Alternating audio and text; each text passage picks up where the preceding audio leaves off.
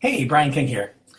I work with a lot of people that feel a sense of social awkwardness, whether it's social anxiety, something like Asperger's or ADHD, that impacts their ability to process social communication.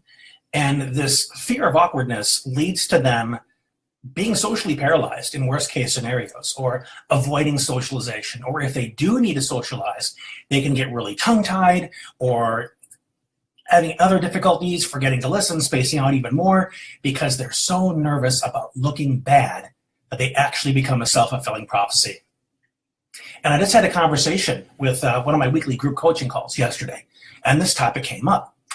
And one of the things that I shared with the group is something I discovered many, many years ago that has really helped me tremendously.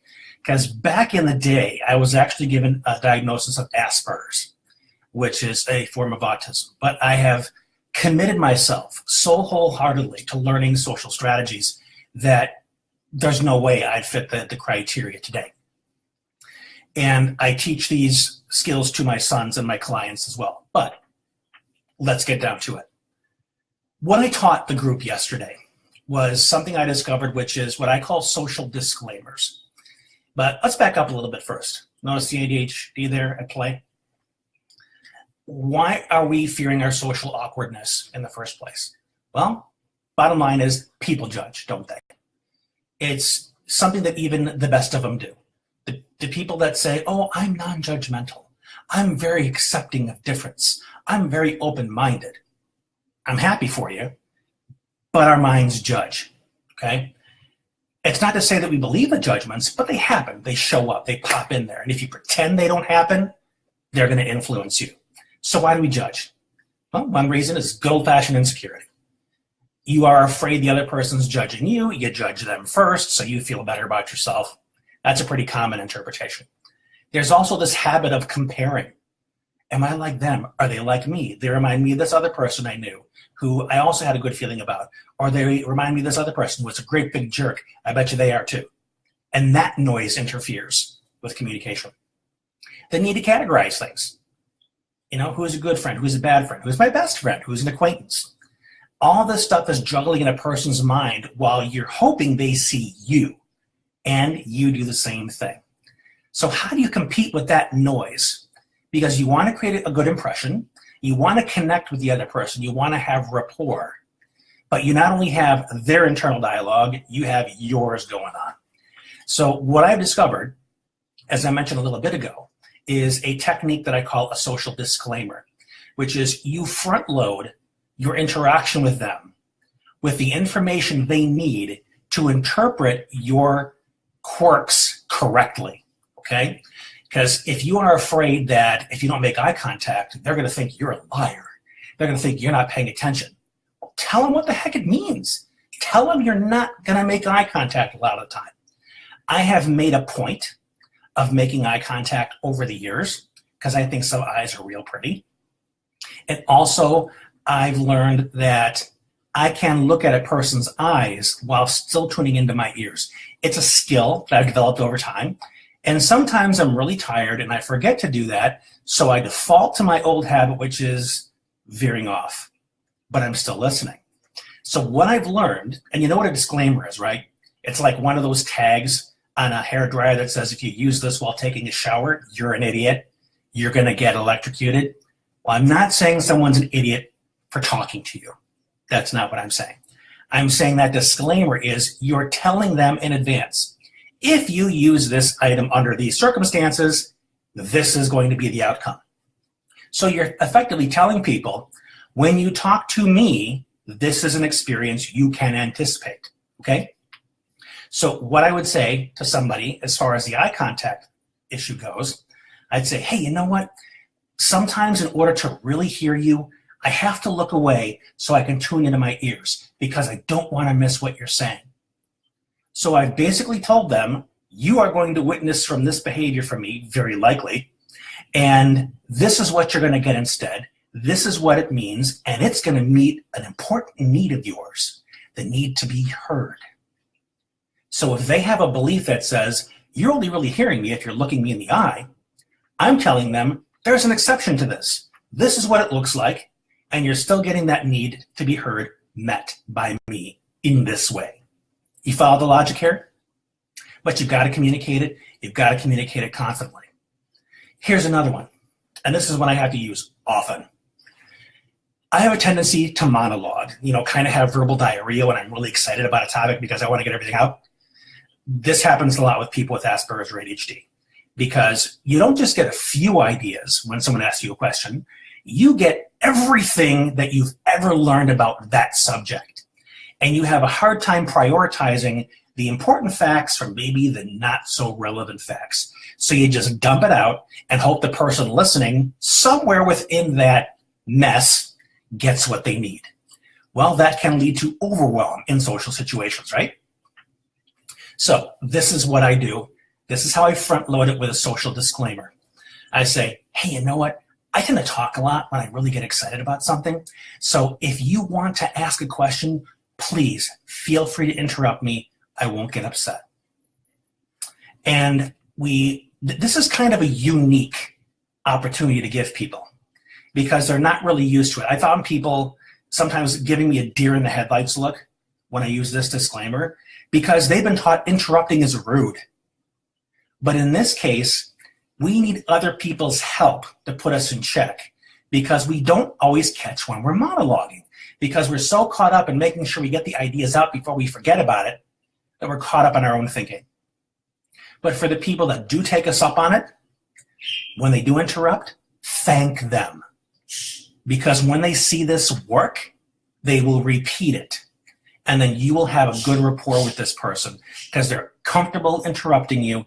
And now you don't feel like a big time monologuer to them who's never going to shut up if they just say, good morning, how's your day going? Because they know they can stop you. And they're also doing you a favor because they're helping you become much more self-aware of when you're monologuing. So it's very, very win-win. Here's another thing I had to learn. And this came after a few embarrassing situations with people who, while I was monologuing and not making eye contact, I get tapped on the shoulder and say, you know what, I think they probably are ready to talk about something else. And then I would say, oh, I'm so sorry. I didn't mean to dominate. What's on your mind? What would you like to talk about? Now, best case scenarios, you will learn to check in and say, hey, by the way, if you guys are bored talking about this, we can talk about something else. And you'll see these big looks of relief on their face as they say, oh, thank God. Anything but this. I'm willing to talk about knitting. I'm willing to talk about pigeons, anything except what you've been droning on and on about for the past half hour. Not to knock pigeons or knitting. They're very cool. So, in the absence of that, you do the same thing you would as if you were a monologuer. Say, hey, you know what? I really like talking about this, but if at any point you want to change the subject, just let me know, man. We'll switch gears in an instant. Again, that permission removes any kind of awkwardness that they may be feeling for saying, God, is this guy ever going to shut up? I'm so bored I could eat my own eyeballs. You want to open the door so that people can give you cues and redirect. Because if you have poor social reading, poor social communication, you may not pick up on the fact that they're bored. You may not notice they're eating their own eyeballs unless they tell you. That's my issue. Unless they tell me, I don't know. I don't always catch the social cues.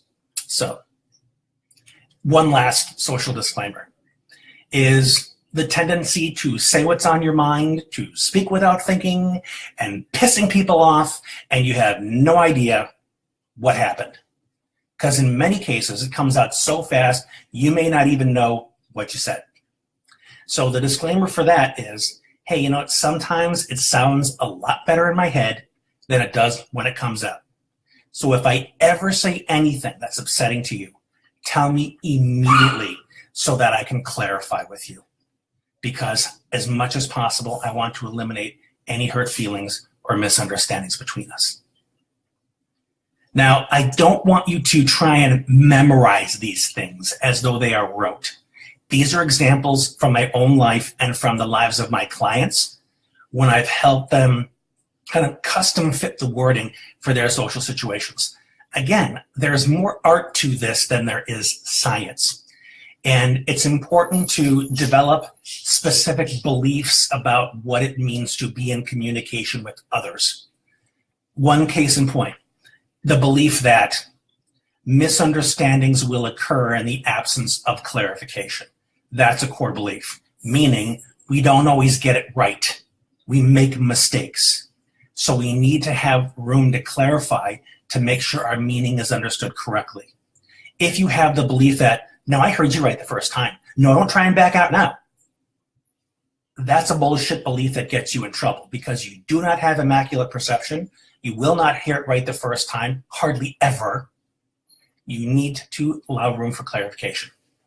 So having that belief that clarification is necessary means you are more inclined to check in to prevent the misunderstandings from occurring. You following me? And I teach these core beliefs to my clients because they shouldn't have to memorize this stuff.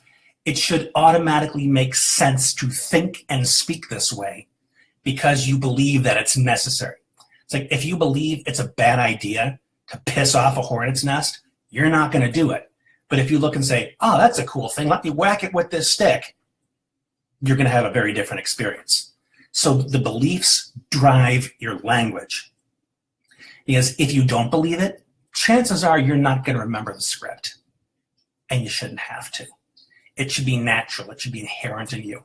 And that's one of the real key things that I teach in my Resilience Warriors program is how to think in that way socially so that instead of having to memorize facial cues or body postures or all this nonverbal communication and try and remember what this expression means when you're actually supposed to be listening to the person in front of you, it makes more sense to honor the quirks that your nervous system has and use these social disclaimers to get it out on the table and eliminate any misinterpretation of what it means so you can get down to the business of connecting with the person in front of you.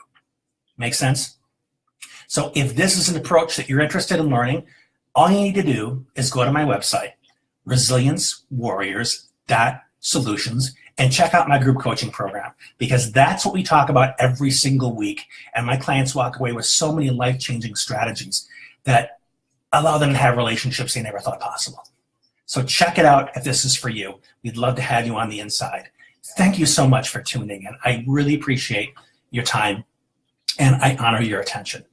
If there's somebody you know that is socially awkward and can benefit from this, share it away because they'll be grateful to you because hopefully there are some useful tips in here that they can really benefit from as well. This has been Brian King. Thank you. We'll talk again soon.